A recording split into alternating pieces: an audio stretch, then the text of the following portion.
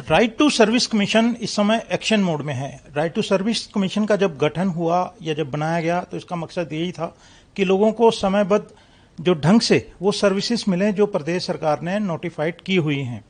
हमारे साथ इस समय मौजूद हैं कमीशन के चीफ कमिश्नर टीसी गुप्ता। उनसे जानेंगे कि एक्शन मोड में क्यों है कमीशन। सर, ये बताएं कि जैसी जानकारी हमें मिल रही है कि राइट टू सर्विस कमीशन इन दिनों में एक्शन मोड में है और लोगों में और ज़्यादा इसके प्रति जागरूकता हो और इसके प्रति जो काम ये कर रहा है और ज़्यादा समयबद्ध हो, ऑटोमेटिकली हो, इसके लिए क्या किया जा रहा है?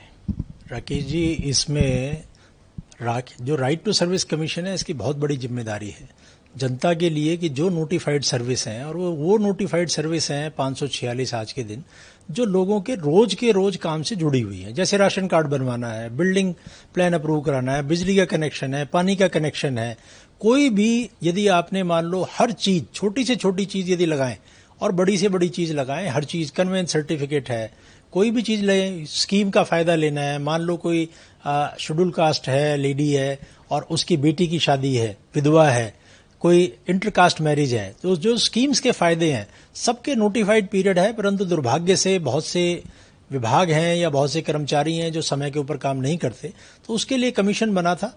और उस कमीशन के काम को अब जो है थोड़ा सा एक्शन मोड में इसलिए आए कि एक तो लोगों को इसके बारे में जानकारी नहीं थी, तो जिले जिले में जाके सबसे पहले तो हमने विभागों के साथ में मंत्रणा की, उनके जो प्रोसीजर्स हैं उस प्रोसीजर को सिंप्लीफाई कर रहे हैं। बहुत सारी जगह ऐसी है कि फालतू में लंबा प्रोसीजर है तो उसको छोटा कर रहे हैं। तो सारे विभाग, 31 विभाग हैं जिनके साथ के अंदर मंत्रणा करनी थी। 31 में से 30 के साथ मंत्रणा हो चुकी है, एक केवल बचे हुए हैं। नंबर 1। नंबर 2, जहां जहां पिछले एक साल के काम के अंदर हमें देरी नजर आई, 200 ऐसे केसेस हमने छांटे जहां पे बहुत ज्यादा देरी हुई, वहां पे हम स्वतः संज्ञान लेते हुए नोटिस जारी कर रहे हैं उनको पेनल्टी के। 20 केसेस ऐसे हैं जिसके अंदर हम पेनल्टी के नोटिस जारी कर चुके हैं। एक केस के अंदर पेनल्टी लगा भी चुके हैं, 5 अगस्त को जो है उसमें पेनल्टी लगा भी चुके हैं। साथ ही साथ के अंदर इसमें अब कि लोगों को अपील करने का पता नहीं है कि यदि उसका काम समय पे नहीं हुआ तो क्या करे। हर चीज तो लाखों मामले यदि आते हैं तो लाखों मामले में तो कमीशन स्वतः संज्ञान नहीं ले सकता, तो उसके ऊपर जो अथॉरिटीज है, जैसे मान लो बिजली किसी की गई हुई है शहरी क्षेत्र में तो 4 घंटे में बिजली ठीक होनी चाहिए, 4 घंटे में बिजली ठीक नहीं हुई तो वो कहां कंप्लेंट करेगा। तो हमने एक सिस्टम सॉफ्टवेयर बनाया है, ऑटोमेटिक अपील सिस्टम आस, तो लोगों को जिससे आस बंधे इस कमीशन से। और इसका लोकार्पण माननीय मुख्यमंत्री हरियाणा 1 सितंबर को, आज से कुछ ही दिन बाद 11 बजे करेंगे। और उसके तहत क्या होगा कि बिजली उसने कंप्लेंट की, 4 घंटे में बिजली ठीक नहीं हुई, उस केस में 4 घंटे बाद अपने आप आगे एसडीओ के पास में पहुंच जाएगी। मैं इसमें सवाल करना चाहता हूं कि आपने जैसे बताया कि आस, एक तो ये बताएं कि आस क्या है और लोगों को इससे ज्यादा बेनिफिट क्या होएगा, किस तरह से लोग जो हैं इससे ज्यादा सुविधा प्राप्त करेंगे। अभी इस कानून के तहत किसी व्यक्ति को यदि सर्विस नहीं मिलती समयबद्ध सीमा में तो वो उसके खिलाफ पहली अपील कर सकता है उससे अगले अधिकारी के पास, जिसका समय 30 दिन का है। फिर वो अगला अधिकारी 30 दिन में उस पर निर्णय लेगा, उसके बाद वो दूसरी अपील कर सकता है, दूसरी अपील करने के बाद तीसरी अपील कमीशन पे आ सकता है। ये एक थोड़ा टीडियस प्रोसेस है क्योंकि उस व्यक्ति को नहीं पता अपील कैसे करनी है, कौन सा फॉर्म भरना है, क्या उसके साथ कोई फीस लगानी है, उसकी अब कोई जरूरत नहीं पड़ेगी। आज सिस्टम में उसको जो उसने सेवा के लिए अपना निवेदन दे दिया, उसके बाद अपील उसके बिहाफ पे अपने आप सिस्टम ही फाइल करता रहेगा। यदि जैसे मान लो उसने बिजली के कनेक्शन के लिए अप्लाई किया, 30 दिन का समय, 30 दिन में नहीं मिला तो उससे ऊपर अपने आप एक्सचेंज के पास में वो एप्लीकेशन पहुंच जाएगी। बिजली चली गई, शहरी क्षेत्र में 4 घंटे है, ग्रामीण क्षेत्र में 16 घंटे है, 4 घंटे के बाद बिजली का अपने आप जो है एसडीओ के पास पहुंच जाएगा। इसी प्रकार से मान लो किसी को वेलफेयर ऑफ एससीबीसी डिपार्टमेंट से कोई ग्रांट मिलनी है 50,000 रुपए की, वो डिस्ट्रिक्ट वेलफेयर ऑफिसर ने देनी है, वो नहीं दी तो उसके बाद अपने आप समयबद्ध सीमा के पास में वो डायरेक्टर के पास में अपील पहुंच जाएगी। तो जब अपील पहुंचेगी उसके अंदर उन लोगों का कर्तव्य है कि उस अपील को निपटारा करते हुए उस व्यक्ति को वो दिलाएं और जो सेवा दिलाएं। साथ के अंदर उसके अंदर यदि कोई कोताही हुई है तो सेकंड जो अपील जो सुनता है उसको सेकंड ग्रीवेंस रिड्रेसल अथॉरिटी बोलते हैं, वो आदमी उसके ऊपर जिसने देरी की है 5,000 रुपए तक का जुर्माना लगा सकता है, कमीशन 20,000 रुपए तक का जुर्माना लगा सकता है। तो जब ये आज सिस्टम इंप्लीमेंट हो जाएगा तो लोगों के केस के अंदर डिले नहीं होगी तो उसका त्वरित गति से समाधान होगा और उस व्यक्ति को अपील फाइल करने के लिए कुछ नहीं करना पड़ेगा। यानी कि जो डिले करेगा जानबूझ के तो वो सजा का भागी भी होगा। बिल्कुल सजा का भागी होगा और ऊपर अधिकारियों को उसका पता लग जाएगा, पहले पता ही नहीं लगता। कभी एप्लीकेशन मान लो, ऐसी कुछ एप्लीकेशन, मैं विभाग का नाम नहीं लूंगा, कि ये देखने में आया कि 2018 से पेंडिंग है, 2019 से पेंडिंग है। तो ऐसे जब ये आज सिस्टम लागू हो जाएगा तो पुरानी पेंडिंग ही नहीं रहेगी, क्योंकि जो ही समय सीमा खत्म होगी वो अपने आप उससे अगले अधिकारी के पास में पहुंच जाएगी। सर, मेरा एक और सवाल ये है, क्योंकि आपका जो राइट टू सर्विस कमीशन है, मुख्यमंत्री की भी एक सीएम विंडो है जी। वो भी लोगों की ग्रीवांस रिड्रेसल के लिए है, बेसिकली बड़ी शिकायतें वहां आती हैं। क्या इस जो कमीशन है वो सीएम विंडो के जो वहां पर काम है उस पर निगरानी रख सकता है, या कोई ऐसी बातचीत चल रही है एफिलिएशन की? नहीं, सीएम विंडो माननीय मुख्यमंत्री जी के तहत है, उस पर निगरानी करने का तो हमारा सवाल ही पैदा नहीं होता, परंतु हम उसके साथ समन्वय करेंगे। माननीय मुख्यमंत्री जी ने कहा है कि उसके साथ कोऑर्डिनेशन करें। तो अब ये जो आयोग है वो ये कर रहा है कि जितनी शिकायतें सीएम विंडो पे आ रही हैं, सबसे पहले हम उसमें ये देख रहे हैं कि कौन सी शिकायतें नोटिफाइड सर्विसेज से संबंधित है, जो सूचित की हुई है, कौन सी ऐसी है जिसको नोटिफाई किया जाना चाहिए, हम ऐसी भी छांट रहे हैं। और इस प्रकार से छांट के, जैसे आज हमारी 546 सेवाएं हैं जो अधिसूचित की हुई हैं, हमारा ये मानना है कि कम से कम अभी तक हमने 200 की लिस्ट बना चुके हैं कि 200 और सेवाएं इसके अंदर अधिसूचित की जानी चाहिए धीरे धीरे करके। फॉर एग्जाम्पल, जैसे अर्बन लोकल बॉडीज के अंदर लोगों को हाउस टैक्स जमा कराना है या अपनी प्रॉपर्टी बेचनी है, तो प्रॉपर्टी आईडी मिलनी होती है। प्रॉपर्टी आईडी में बहुत सारी शिकायतें हमने देखा कि सीएम विंडो पे आई हुई हैं कि मुझे प्रॉपर्टी आईडी नहीं मिली, इतने पैसे मांगे या ये चीज हुई। वो इस समय नोटिफाइड सर्विस नहीं है, तो हमने उसकी लिस्ट बना ली कि इसको हम नोटिफाई कराएंगे।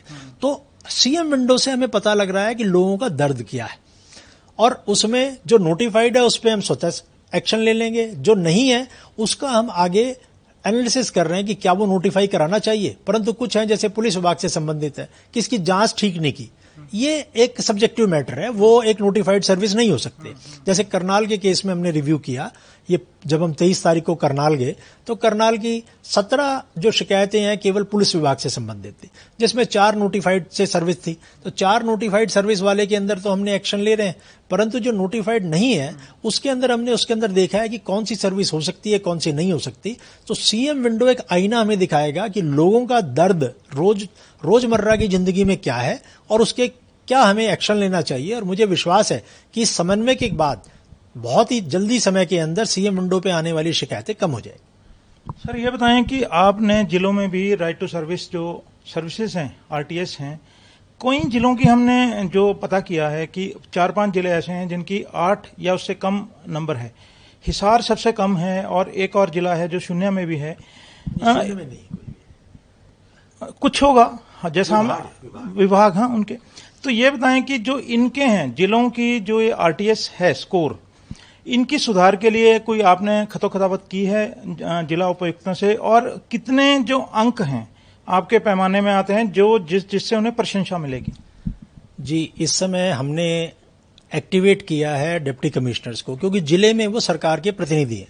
अभी तक जिला उपायुक्त सोचते थे कि उनका कोई ज्यादा इसके अंदर रोल नहीं है, आरटीएस कमीशन बैठा हुआ है या लोग बैठे हुए हैं, परंतु सारे जिला उपायुक्तों को मैं एक ग्रुप भी बनाया हुआ है और एक जिले के अंदर स्वयं होके आया हूं, और इनको 10 में से स्कोर मिलता है और इनका स्कोर हमने बता दिया है कि ये आपका स्कोर है, आप खुद देख सकते हैं। तो जिसके 10 में से 9 से नीचे हैं उसको हमने लिख दिया है कि स्वीकार्य नहीं है। 9.5 से ऊपर है प्रशंसनीय है, और उसका हर महीने एक प्रशंसा पत्र जो है जिसका भी होगा 9.5 से, और 8 से यदि नीचे होगा तो उसके अंदर हम अप्रसन्नता का डिस्प्लेजर नोट जिसको कहते हैं, डिस्प्लेजर नोट जाएगा। और मुझे ऐसा लगता है कि इसकी नौबत नहीं आएगी। या 2 जिले ऐसे हैं जिसके अंदर 8 से नीचे हैं, और उन्होंने वादा किया है कि अगले 3-4 दिन के अंदर 8 से ऊपर आ जाएंगे, क्योंकि कुछ विभाग ऐसे थे जिन्होंने अपना काम नहीं किया था, उन्होंने उनके खिलाफ एक्शन भी लिया है, ऊपर बात भी की है, और वो सारी की सारी कार्रवाई कर रहे हैं।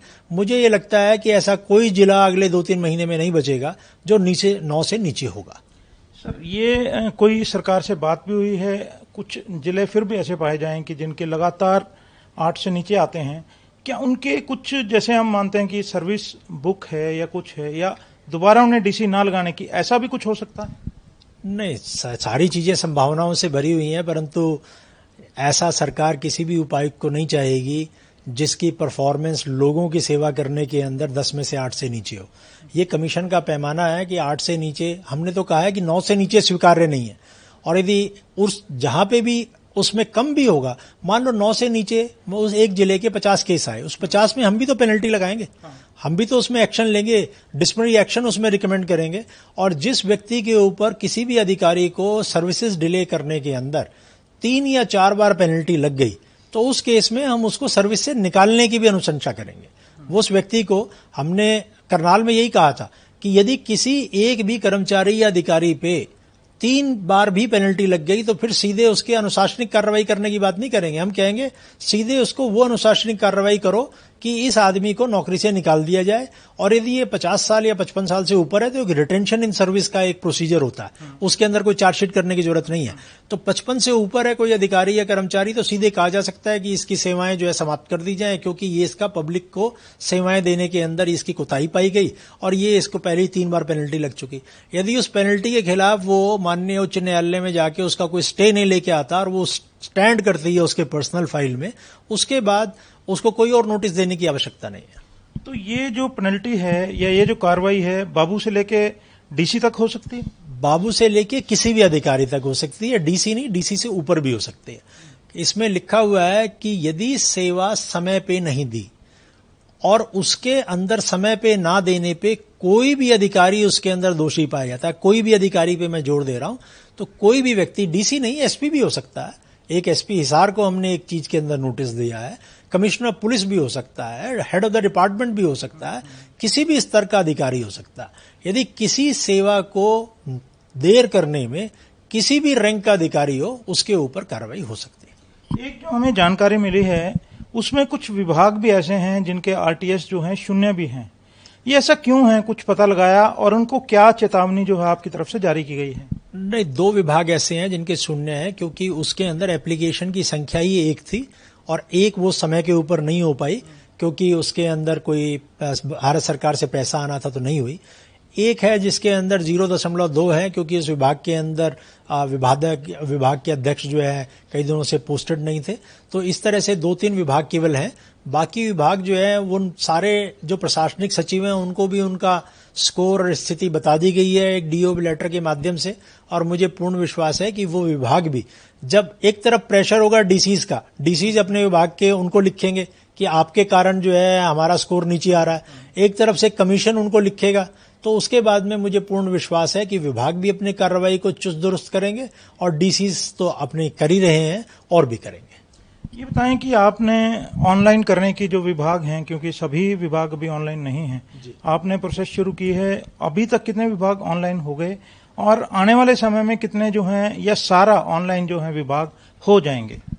कुछ लोग ऑनलाइन, लगभग सारे विभाग ऑनलाइन हैं, कुछ को छोड़ के, जैसे, और कुछ आंशिक रूप से हैं। जैसे मैं आपको बताऊं कि एक्साइज एंड टैक्सेशन डिपार्टमेंट की 27 सेवाएं नोटिफाइड है, जिसमें से 3 वो ऑनलाइन दे रहे हैं, 24 ऑफलाइन दे रहे हैं। उनको कहा गया है कि 24 की 24 आप ऑफलाइन लेके आए। इसी प्रकार से पावर डिपार्टमेंट जो है, कुछ अंत्योदय सरल पोर्टल के है सारा ऑनलाइन, मगर कुछ सेवाएं वो अंत्योदय सरल पोर्टल के माध्यम से दे रहे हैं जिससे स्कोर आ जाता है, कुछ वो अपने पोर्टल के माध्यम से दे रहे हैं। ऐसे ही एचएसवीपी का देखें तो एचएसवीपी सारी की सारी सेवाएं अपने पोर्टल के माध्यम, 2 पोर्टल हैं उनके, बिल्डिंग प्लान और उसके लिए ऑक्यूपेशन सर्टिफिकेट के लिए अलग से पोर्टल है, बाकी चीजों के लिए उनका पीपीएम पोर्टल करके है, प्लॉट एंड प्रॉपर्टी मैनेजमेंट। तो इन सबको इंटीग्रेट अंत्योदय सरल पोर्टल से, और इंटीग्रेट करने के बाद जो सेवाएं इस समय ऑफलाइन है, जैसे मैंने अभी बताया एक्साइज एंड टैक्सेशन की 24 सेवाएं, तो वो 24 सेवाएं भी ऑनलाइन हो जाएंगी। उनके पास ऑनलाइन सिस्टम है परंतु इनको उन्होंने ऑनलाइन नहीं किया। तो इस प्रकार से अगले 3 महीने का ये मुझे लगता है, क्योंकि सारे विभागों से मंत्रणा हो चुकी है, प्रॉपरली मिनट्स के अंदर इसका जिक्र आ चुका और सबको कहा जा चुका, और बीच बीच के अंदर उनके अब जो है अगले महीने से वो जो निर्णय लिए थे उनके ऊपर समीक्षा की फिर मीटिंग करेंगे कि क्या किया गया है। तो मुझे लगता है कि अगले 3 महीने के अंदर सारी की सारी जो नोटिफाइड सर्विस है सभी ऑनलाइन रूप से मुहैया हो जाएंगे। शुक्रिया, धन्यवाद। तो ये खासकर चेतावनी है उन अधिकारियों के लिए और कर्मचारियों के लिए जो समयबद्ध ढंग से आम लोगों के काम नहीं करते हैं। ऐसे लोगों को प्रशंसा मिलेगी बेहतर काम करने के लिए, और ना काम करने के लिए 3 बार जुर्माना होने के बाद नौकरी से हाथ भी धोना पड़ सकता है। कुल मिलाकर यह खबर आम लोगों के लिए ठीक है जिन्हें समयबद्ध ढंग से अभी सेवाएं नहीं मिल रही थी। एएनबी न्यूज के लिए चंडीगढ़ से कैमरामैन रिजवान के साथ राकेश गुप्ता।